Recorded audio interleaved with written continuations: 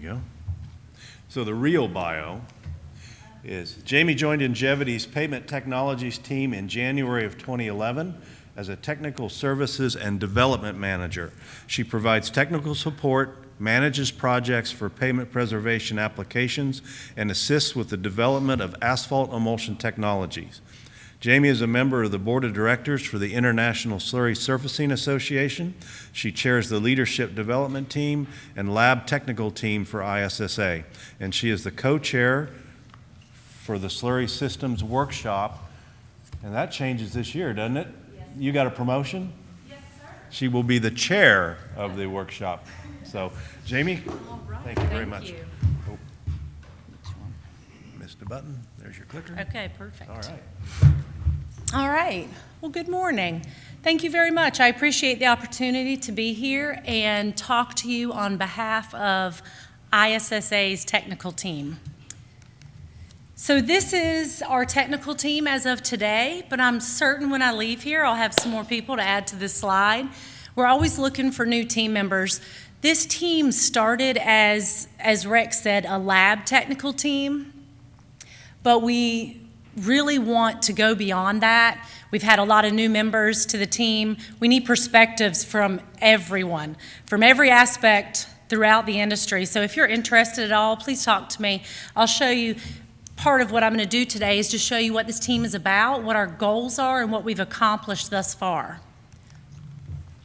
So our goals were pretty simple. We wanted to review and revise ISSA technical bulletins. We knew that in the process that would include archiving some of the technical bulletins and creating new ones. We wanted to review and revise ISSA guidelines, and what we've done so far is all about slurry seal and microsurfacing. That's been our focus for the last 18 to 24 months. We obviously are going to go beyond that, but that's what we're doing right now. And then we wanted to establish a schedule so that these guidelines and these technical bulletins can be reviewed and revised routinely so that they are accurate and up to date. So I'm sure all of you know, but it's definitely worth reminding you that, slurry.org, this is the website for the International Slurry Surfacing Association, and this is where you're going to find everything, all of the updated, revised technical bulletins and guidelines. So what have we done? These are all of the guidelines that we have revised. Even though TB 147 and 109 have a date of 2022, we did review those again last year, and we didn't make any other changes right now, but all of these have been reviewed and revised over the last 18 months. I'll talk to you in a little more depth about TB 100 because that's our latest one and our next revision that you'll see on slurry.org. Now we have archived some technical bulletins. It doesn't mean that, now some of them, like mixing setting, water resistance, we archived it. I think that is referenced in PennDOT spec. It is available on slurry.org. If you follow the link for the technical bulletins and the guidelines, there'll be a link at the bottom for archived so you can still access it and use it as a reference. But some of these, we're archiving them because we're taking the information from them and we're putting them into existing technical bulletins. So they're not going away. For example, the mixing setting and water resistance. That is not lost, it's just incorporated into TB 139, which is cohesions. So we're just archiving that separate document. We have created a new technical bulletin. So many of you may be familiar with this. I know this is one of the first things I learned when I joined the industry because I'm fortunate enough to work with some team members that have been in the industry quite a while. And this is deep dish cohesion. It's been something that's been around. It just hasn't been a formal technical bulletin. So if you're familiar at all with traditional cohesions, TB 139, the deep dish is you make a larger mix. So you take your job mix formulation, you make a large mix, you put it into a honestly, you can use a Tupperware sandwich container. That's what was used when it was developed. And you make a mix that's about 1 inch thick, and you still use the cohesiometer, but you're not as concerned about the torque. You're looking at the depth of the impression. And this test method is fantastic for evaluating high-performing microsurfacing where you're using it nighttime or cold weather paving. So we took all the knowledge from those that participated within the industry. We created a technical bulletin, and everyone on the technical team has been using this procedure because some people weren't as familiar with it. So everyone's been using it throughout this year, and it will be posted on slurry.org prior to the workshop in January. Our intention is not to spec this. It's just to give everyone in the industry another tool to use to optimize microsurfacing mixtures so that they can perform best in the field. We are currently reviewing and revising. Again, we're focused on slurry surfacing, so slurry seal and microsurfacing. We have 2 meetings in November, 2 calls coming up. We've had 1 already. We just want to have the opportunity to go through them, make changes that are necessary because it's been a while since they have been revised. So again, if you're interested, you don't have to lock in to the technical team forever. If you're interested into just being a part of these calls, please let me know and I'll extend the invite to you. We would love to have you listen in and provide feedback. So I want to take a little bit of time to dig deeper into full gradation wet tracks. So TB100 is the technical bulletin for wet track abrasion test, and we have revised it, and it will be posted very soon, certainly before the workshop in January. So TB100 is now going to include full gradation wet tracks. So just to give you I'm going to give you a little background on the test procedure, and then some industry feedback and findings and where we are today.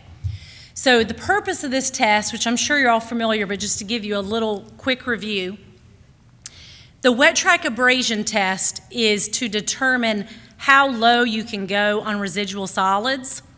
What's the least amount of asphalt or binder you can put into your mix, and it will stay together. Your mix will stay together. So just to illustrate, so you've got roofing felt, a mold, and a screed. You are using your job mix formulation that you optimized in TB113, and you're testing these at a range. So you have your JMF, and like Zach showed on his screen, you have a minimum and a maximum that is based on the specification you're referencing. You make your mix, you pour it into the top of the mold, you screed it, you cure your sample overnight in an oven. You use a Hobart. There are different types. This happens to be an N50. So on this one, you test the sample. Excuse me, I missed an important step.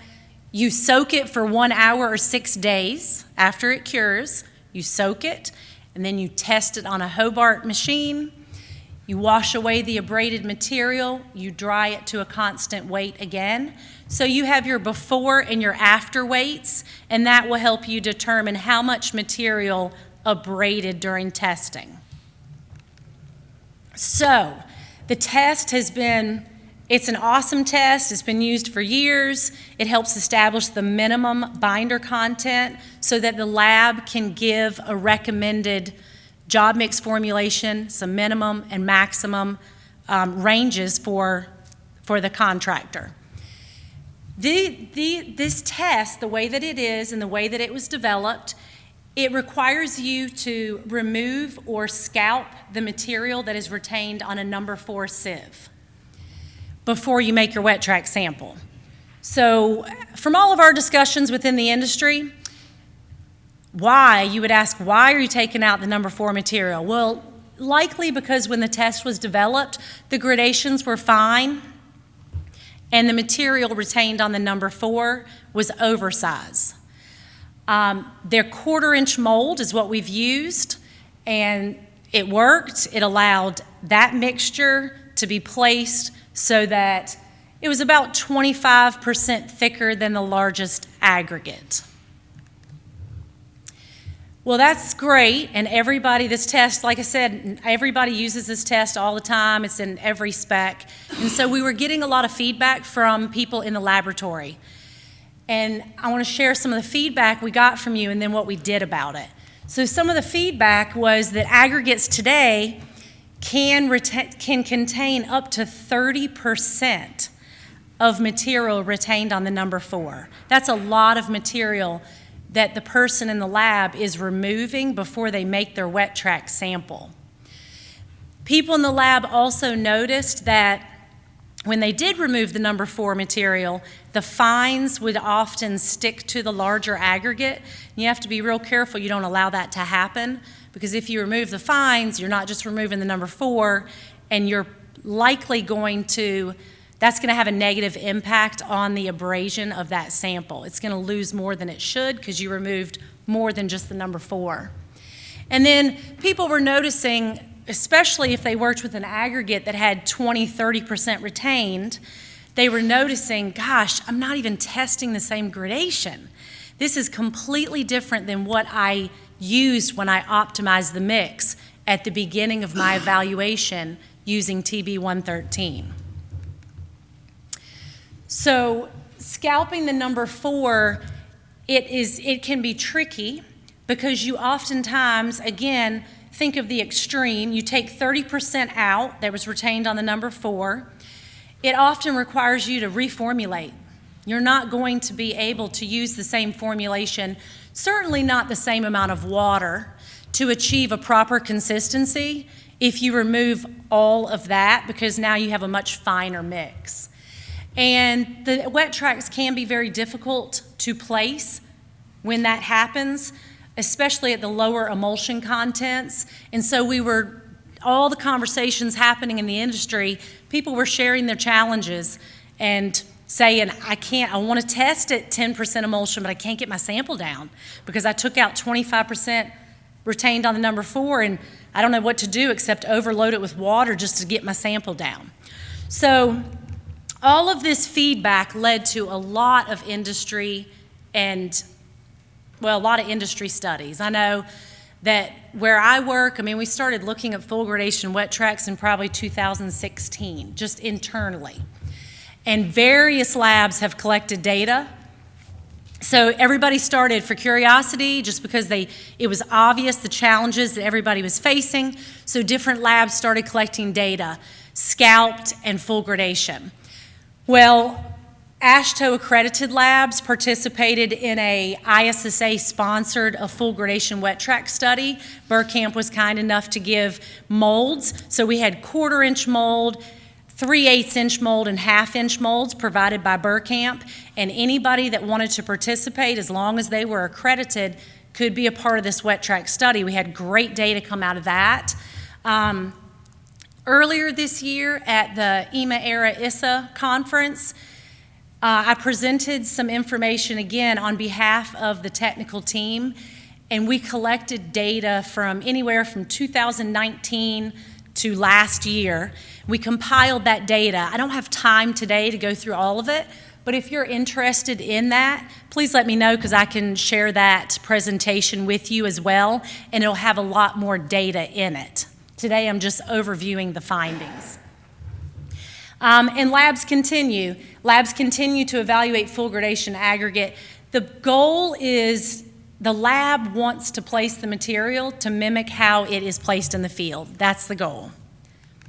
So again, I'm not going to go through a bunch of data, but I will summarize some of it. So I hope you can see these well enough to see.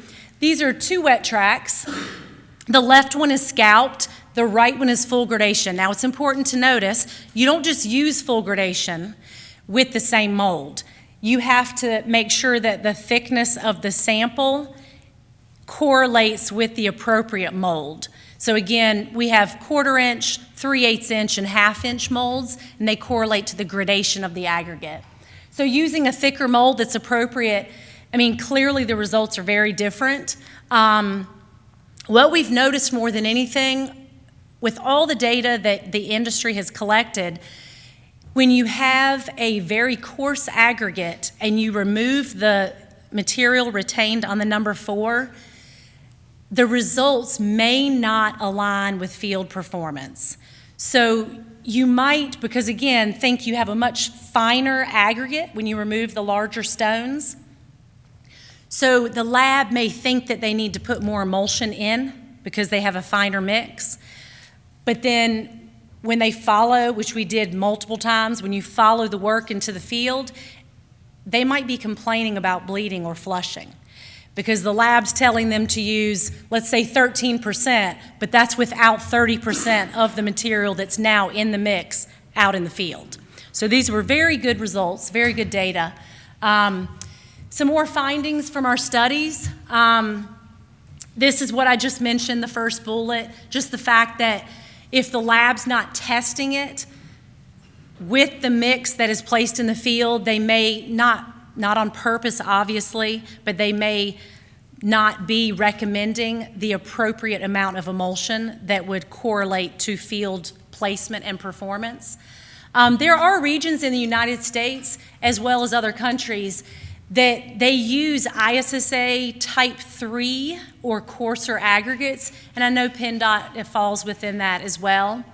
Areas in the United States and other countries, they have been evaluating. This is definitely what made us think, what are we doing, ISSA? We have got to get on the ball. There are states and countries that they're requiring it. So they figured it out. They were frustrated by it. They changed their lab evaluation to make sense, and they have incorporated it into their specifications to make sure that it's being done accurately. So this is where we are now. So the technical team, and like I said, it started as a lab technical team. We're beyond that now. We want to involve, and we have, thank you so much, because some of you in this room have offered to be on the team, and we appreciate it. We want perspectives from everywhere in the industry. But when we first started, it was just people in the lab. We reviewed the procedures. We recommended revisions. And again, it's all just to make sure that we're evaluating these systems appropriately to align with performance in the field. Our technical director, which is Chris Hollenbeck, he works at AMI, Heritage Research Group. He's ISSA's technical director. He's on our team, obviously, as well. He would take our revisions. He'd work with the revision team. They would decide which changes should be made at this time. The board of directors at ISSA approves all of our changes and revisions that we've made. And so we're in the final stages. And again, TB 100 will be posted, a revised version by the workshop, and it will include, there'll be a I don't know if you are familiar enough with, when loaded wheel and sand adhesion were revised, now there's a chart. And so it helps the user determine what mold to use based on the gradation. That's how TB 100 will be now as well. So we have other things to do, but we would like your feedback on what else you would like ISSA, the technical team, to work on to better our industry and keep it going. We do have all intentions. We haven't gotten too far yet, but we are going to create a guideline for using wrap in chip seal and slurry surfacing, so that's on our docket. But if you have any other ideas, I would love to hear them, and I'll take them back. You're welcome to reach out to Chris or myself, and if we don't know the answer, we will be resourceful and find it for you. So if you have any questions at this time, I'm all ears, or you can reach out to me while I'm here today. Anybody? Questions, comments? Yes. Yeah, I just like to thank you for that, because that's something we struggle with out in the field all the time, is taking those number 4s out and then not having enough wiggle room in the mix design to be able to Yes. raise our emulsion content. So thank you for that. Yes, sir. And that's why we need you guys, please give us your feedback. When you're seeing something in the field that is a struggle, definitely mention it, because certainly the laboratory wants to do it right. So it is a collaborative effort, and we thank all of you that have participated and given feedback and come to the workshop. It's nice, so thank you. All right, well, thank you very much. Did I catch us up?